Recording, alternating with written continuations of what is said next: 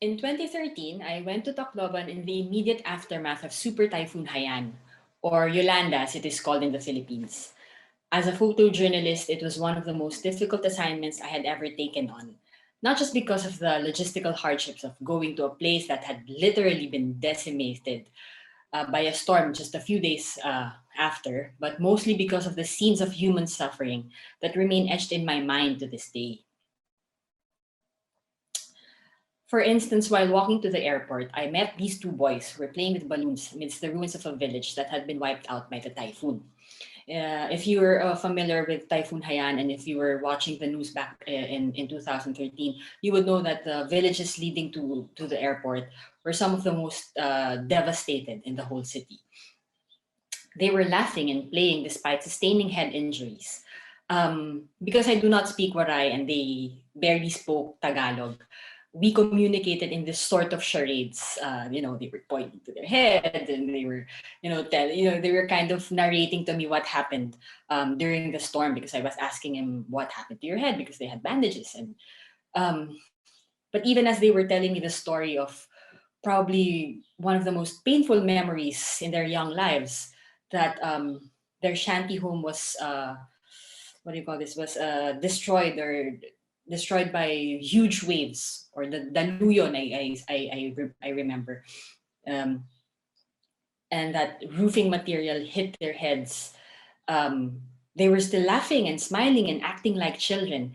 And for me, this is the very epitome of Filipino resilience, that even in the middle of such painful, such pain, they were still able to smile and act like children and play. To me, it felt like a miracle. Typhoon Yolanda was the strongest typhoon to ever hit land in the Philippines. It unleashed winds of 315 kilometers per hour that generated storm surges the central Philippines had never seen before.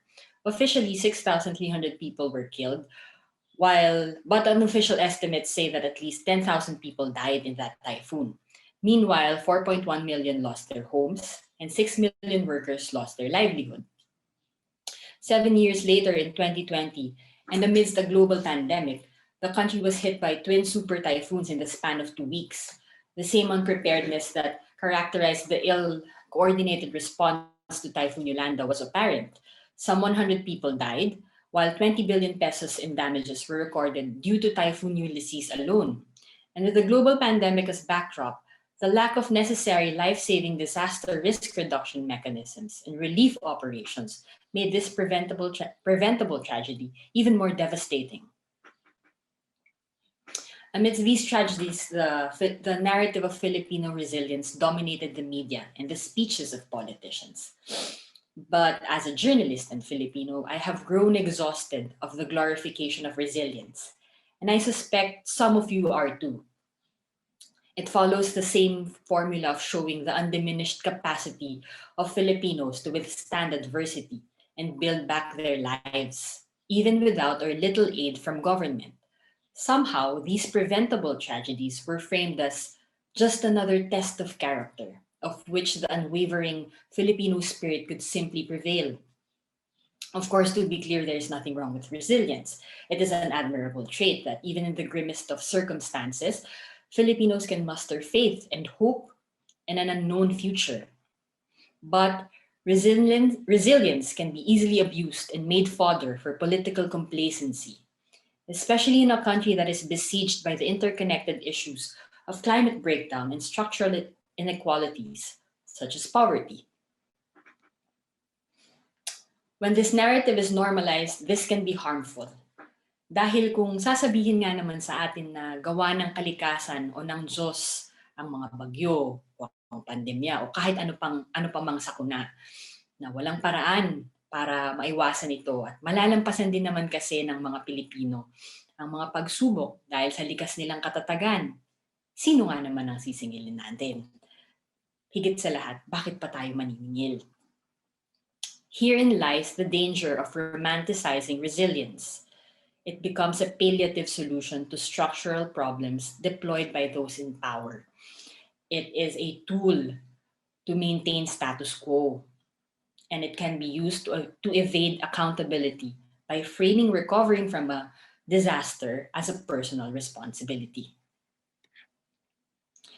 So, what if we rethink resilience? What if we start to situate resilience systemically? Uh, what if we think of the multiple crises of the pandemic, the economic depression, and the subsequent economic depression and ecological breakdown are interconnected and therefore require a comprehensive and transformative response?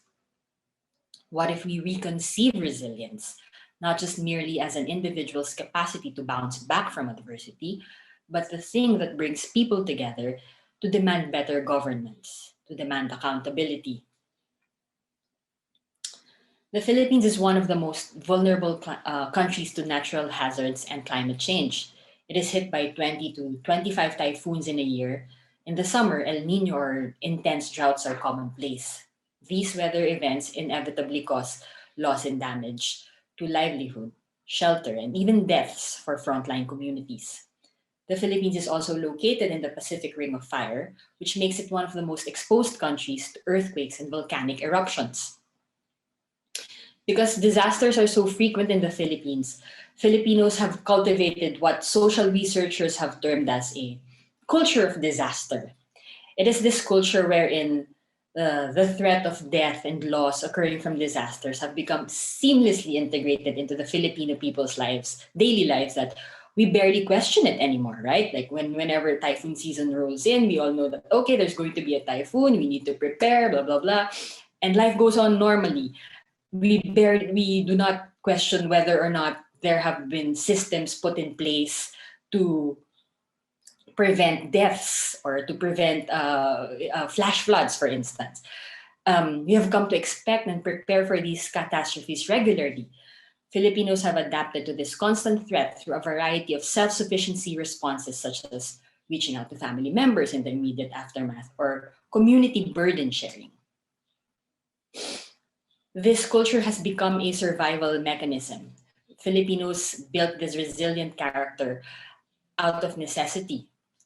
Dahil madalas nararamdaman natin na tayo-tayo na lang ang magtutulungan sa gitna ng sakuna. Wala na tayong ibang aasahan kundi ang sarili natin. Pero sa palagay ko, hindi na po natin ito dapat tanggapin. In many ways, it is a trauma response. And I think it is time that we challenge it. Because I think it is cruel to shift the burden of recovery to victims of disasters. The person who had just lost his house, who lost a family member, or lost his livelihood is also expected to be self-reliant in the face of tremendous trauma. It leaves little room for victims to grieve or even just take stock of the incalculable loss they had just experienced, because they are made to feel that recovering from this tragedy is their personal responsibility, which, by the way, was not even of their own making. However, recently, it is comforting to know that more people, more Filipinos are recognizing the disingenuous ways that resilience is being used for political complacency. I am glad that more people are no longer accepting platitudes like the Filipino spirit is indomitable or the Filipino spirit is waterproof. Because I remember even before Typhoon Haiyan, and I think this was during Typhoon Ondoy or Ketsana, the international name, these words, especially the Filipino spirit is waterproof, were emblazoned on T-shirts and routinely used by politicians to drum up what is now a controversial term, Filipino pride. And even back then, I already felt a discomfort in how this is being used, because we are made to feel that we can rely on we should rely on ourselves to survive these disasters. Because I hope we never hear these statements again moving forward, because human beings are not damage proof. No matter their strong or smiling exterior, people should be allowed to grieve when they experience loss. They should be able to rest with confidence that there is a social safety net that will take care of their needs when disasters strike. Because at this point in our history, Filipinos should be able to rely on disaster risk reduction mechanisms and well coordinated disaster relief programs. It must also be said that there are certain crises, the climate crisis as a primary example, where isolated and individualistic responses will no longer suffice. The Philippines, for example, is already experiencing some of the worst impacts of climate change. Not only are we experiencing more intense and frequent typhoons, the Philippines is also suffering unprecedented sea level rise. For example, the sea level in Manila Bay is increasing 4 times than the global average. This poses a threat to our coastal communities, which is 60% of the population. In 30 years, Metro Manila is projected to be inundated. Our capital is sinking as we speak. Adapting to climate change is now more urgent than ever. Resilience on an individual or even community level is simply not enough to avert these existential threats. In this sense, it is important to channel our resilience and our strong sense of community into collective action to demand accountability in the pursuit of climate justice. This is what we mean by climate justice. We need to demand the action of those who cause the climate justice. Of those who cause climate injustice, of those who cause climate change, to act on it more. Because those who did the least to cause the climate crisis are now the ones experiencing the worst of its impacts. Marginalized people such as small-scale farmers and fisherfolk, indigenous peoples, and the urban poor are at the front lines of climate breakdown, battling storms, typhoons, droughts, heat waves, and sinking islands. It is imperative to hold those who had caused climate change through the unabated burning of fossil fuels for profit to account.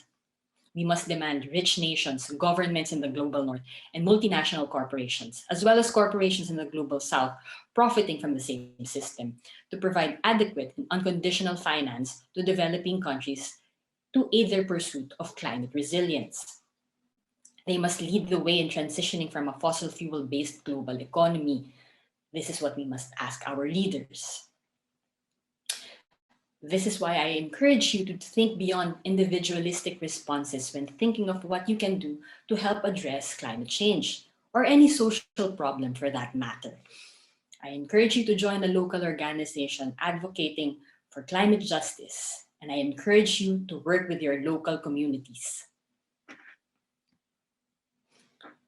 If there is one thing that I hope you'll take away from this talk, I humbly ask that it is this: the multiple crises of the COVID-19 pandemic and the subsequent economic depression are only a taste of the chaos in a warming world. As the climate crisis worsens, the emergence of new pandemics is more likely.